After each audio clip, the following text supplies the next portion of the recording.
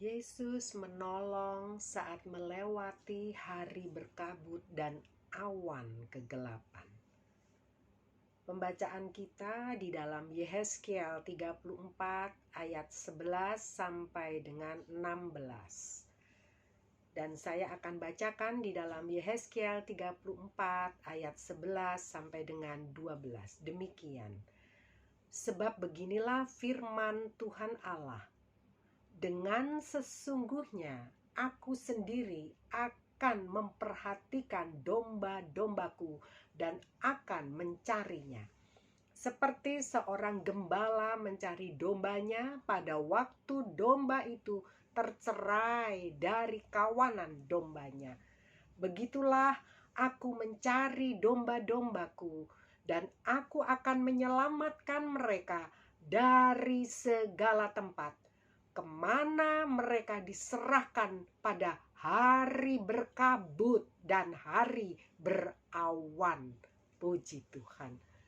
Saudara yang kekasih dalam Tuhan, Dia, Yesus gembala yang benar dan baik, akan menjaga domba-domba umat gembalaannya melewati hari yang berat, hari yang berkabut, hari yang suram, dalam kegelapan.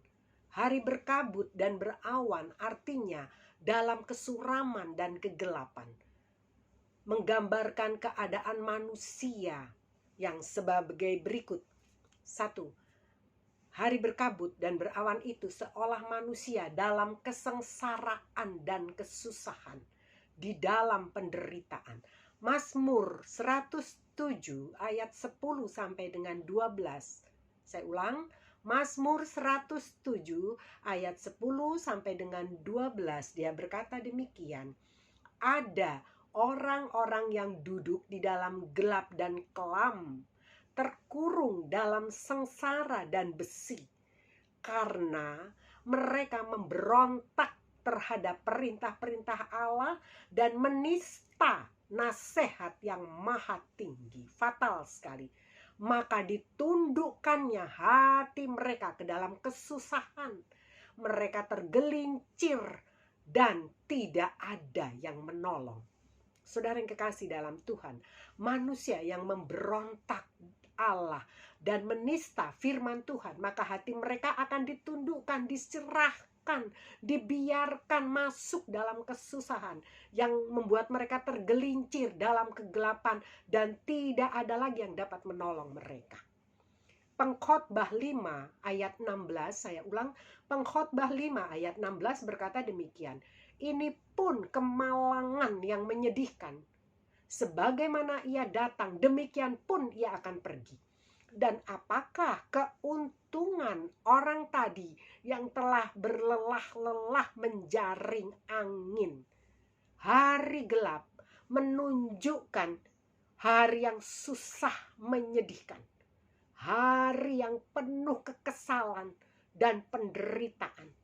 Hidup dan kelahiran bahkan hingga kematiannya seolah-olah sia-sia belaka. Seperti menjaring angin. Hidup seolah tidak berguna. Di dalam Sefanya 1 ayat 14 sampai dengan 15 dikatakan demikian. Sefanya 1 ayat 14 sampai dengan 15. Sudah dekat hari Tuhan yang hebat itu. Sudah dekat dan datang dengan cepat sekali. Dengar, hari Tuhan pahit. Pahlawan pun akan menangis. Hari kegemasan hari itu. Hari kesusahan dan kesulitan. Hari kemusnahan dan pemusnahan. Hari kegelapan dan kesuraman. Hari berawan dan kelam. Saudara yang kekasih dalam Tuhan, banyak manusia menangis, meraung-raung di hari Tuhan yang pahit. Kesusahan yang begitu hebat, hari pemusnahan gelap dan suram, berawan gelap. Ketika kita naik pesawat, tentu ada beberapa di antara kita sering merasakan ini ya, ketika kita naik pesawat, jika bertemu dengan awan gelap, maka akan terjadi itu goncangan yang kuat, dan pastilah semua penumpang, bahkan mungkin awak kabin juga akan merasa takut karena goncangannya itu lain dari biasa, karena sedang menembus awan yang gelap. Bisa saja hati orang itu menjadi takut dan tegang, bahkan ada yang tiba-tiba menjadi menangis, menjadi panik, saudara, hingga perlu ditenangkan, diyakinkan bahwa tidak akan terjadi hal-hal yang membahayakan keselamatan. Itu dilakukan tentu dengan para awak kabin, pada para penumpang pesawat terbang saat itu bila terjadi hal yang seperti itu. Saudara, yang kedua, hari gelap, hari berawan itu melambangkan kebuntuan, menunjukkan tidak ada jalan keluar, tidak menemui jalan keluar, dan semua jalan seolah tertutup. Manusia terbentur pada jalan buntu. Tidak ada jalan lagi.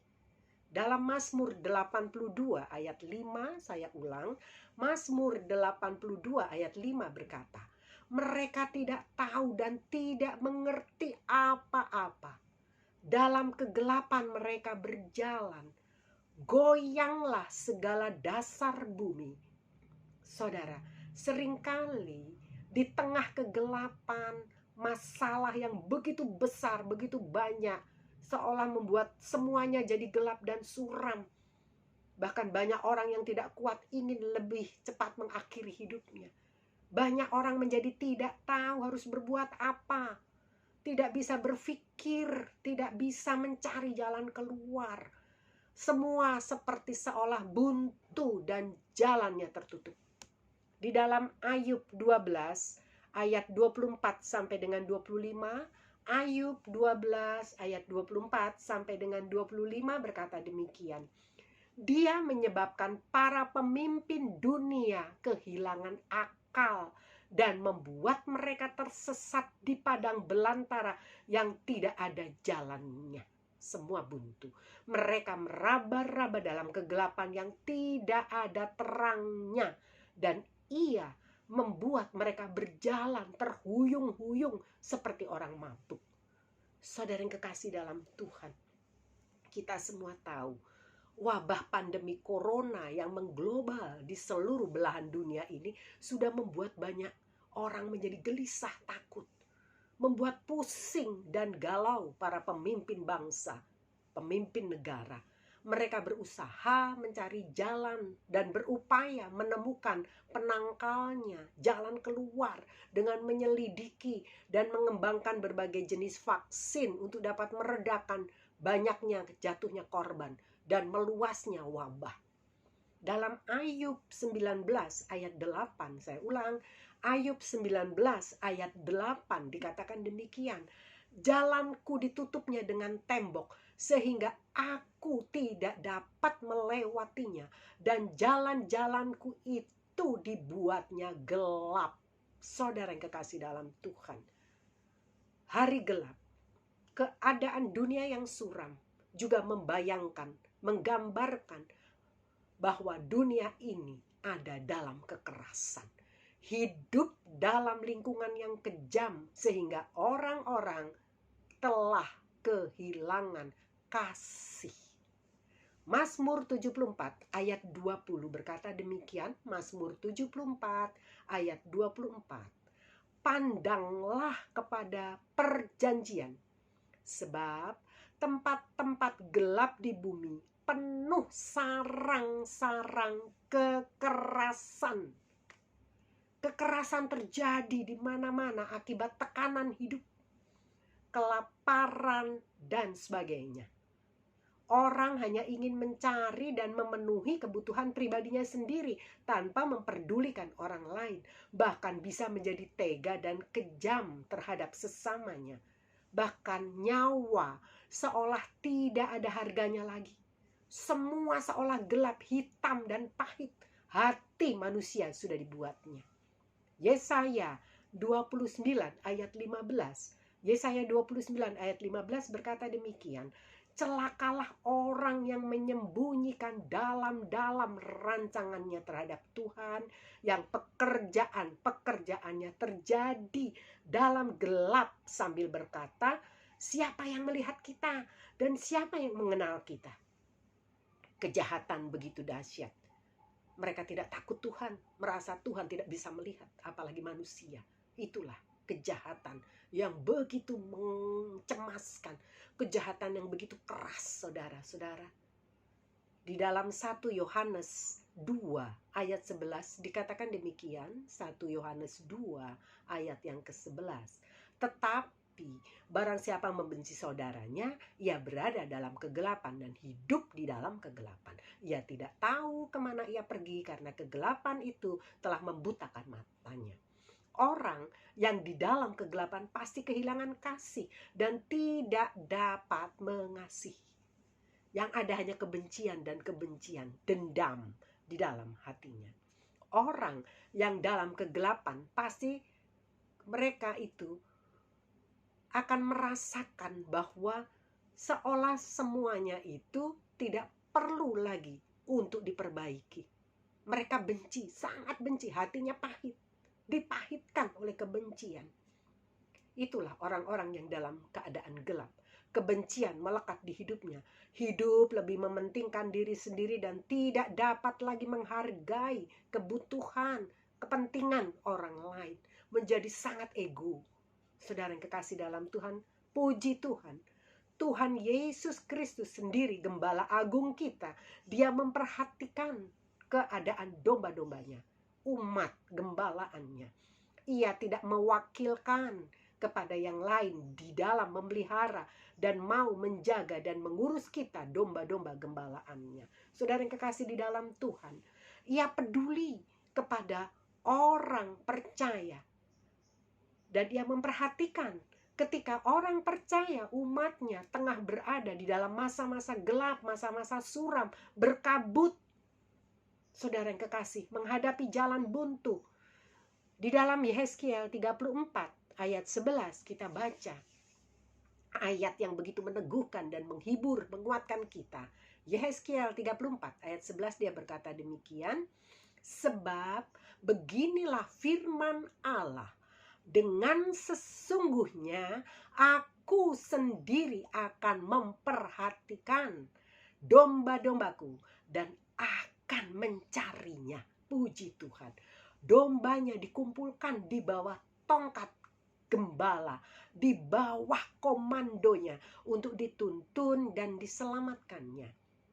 Orang percaya akan digembalakan dengan aman dan ada janji penyediaan, jaminan untuk segala pemenuhan kebutuhan dombanya atau umat-umatnya.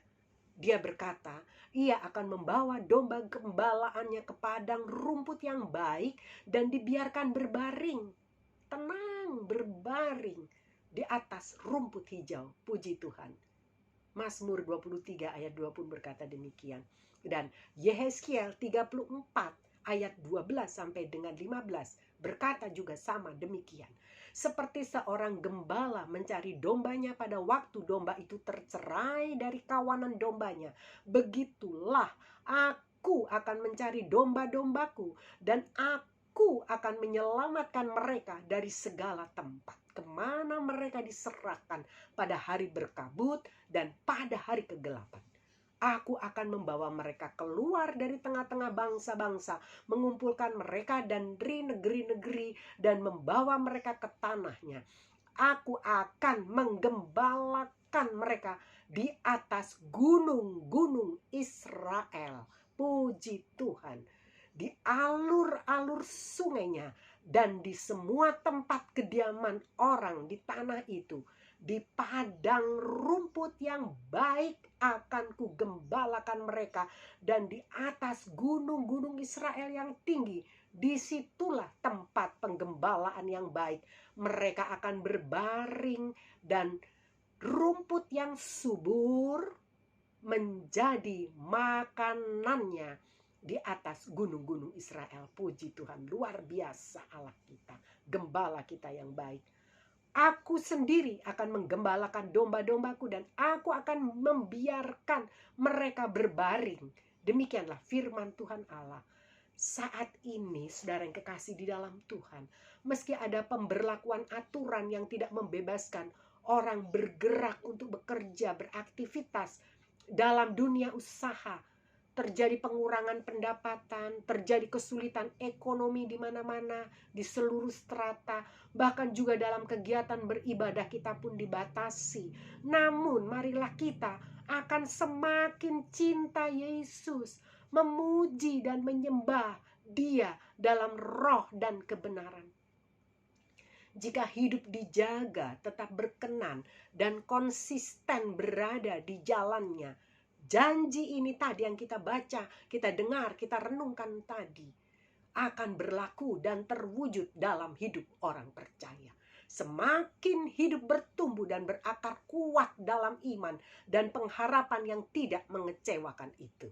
Saudara, Yehezkiel 34 ayat 16 berkata, yang hilang akan kucari, yang tersesat akan kubawa pulang, yang luka akan kubalut, yang sakit akan kukuatkan, serta yang gemuk dan yang kuat akan kulindungi.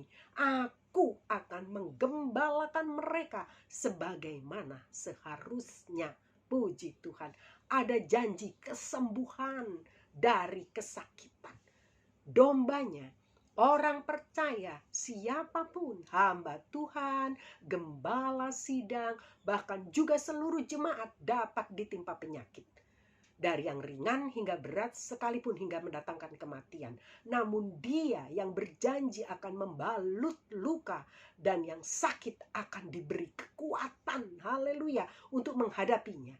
Ada kita lihat hamba Tuhan atau gembala jemaat yang sakit hingga mengalami kematian.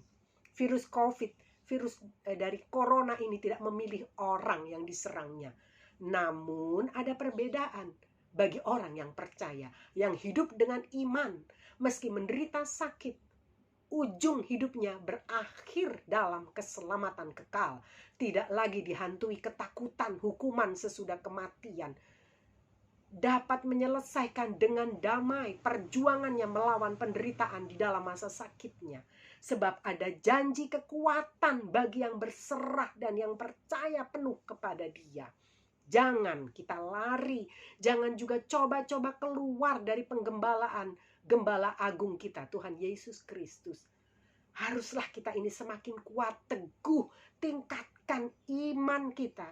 Meski tidak ada dasar sekalipun untuk percaya, kita berpegang saja pada janjinya. Firman-Nya itu ya dan amin. Haleluya. Yesaya 40 ayat 11 dia berkata seperti ini. Seperti seorang gembala yang menggembalakan kawan ternaknya dan menghimpunkannya dengan tangannya. Anak-anak domba di pangkunya, induk-induk domba dituntunnya dengan hati-hati. Yesus ada di hari berkabut yang gelap. Ia menggembalakan dombanya dengan bertanggung jawab, dengan penuh kasih sayang. Aman dan nyamanlah jiwa kita.